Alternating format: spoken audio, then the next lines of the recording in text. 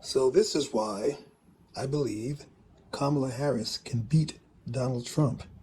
We all remember that when she became vice president, she was a follower. But in reality, Kamala Harris is a leader. And when she was running for president, people forget what a pit bull she was in those debates. So let's have a look back at Kamala Harris and not be too quick to judge that Donald Trump can take her out. Senator Harris. First of all, we have a criminal living in the White House. We need someone on that stage who has the ability to go toe-to-toe with Donald Trump and someone who has the ability to rebuild the Obama coalition and bring the party and the nation together. I believe I am that candidate. We have to bring justice back to America for all people and not just for some.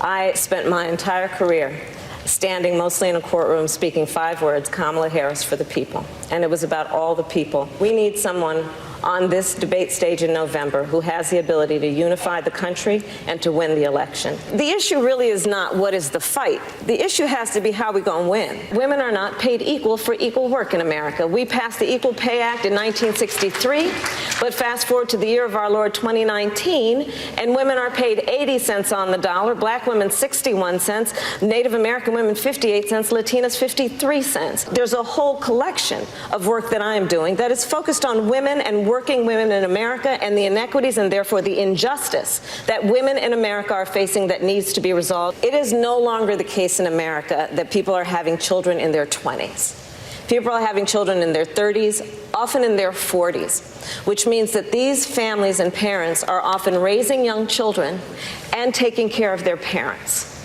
which requires a lot of work. Many women are having to make a very difficult choice, whether they're going to leave a profession for which they have a passion to care for their family, or whether they are going to give up a paycheck that is part of what that family relies on.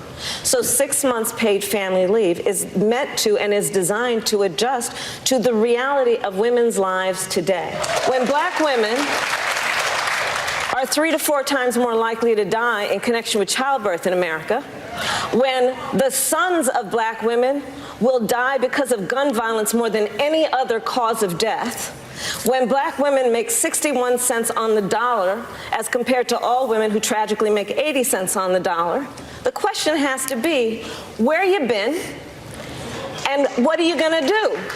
And do you understand who the people are? Donald Trump got punked. He has traded a photo op for nothing. He has in every way compromised our ability to have any influence on slowing down or at least having a check and balance on North Korea's nuclear program. He has conducted foreign policy since day one born out of a very fragile ego. Part of the strength of who we are as a nation, and therefore an extension of our ability to be secure, is not only that we have a vibrant military, but that when we walk in any room around the globe, we are respected because we keep to our word, we are consistent, we speak truth, and we are loyal. What Donald Trump has done, from pulling out of the Paris Agreement to pulling out of the Iran nuclear deal, to consistently turning a back on people who have stood with us in difficult times, including most recently the Kurds. Donald Trump is the greatest threat to the national security of our nation. It's unfortunate that we have someone on the stage who is attempting to be the Democratic nominee for President of the United States, who during the Obama administration spent 4 years full-time on Fox News criticizing President Obama.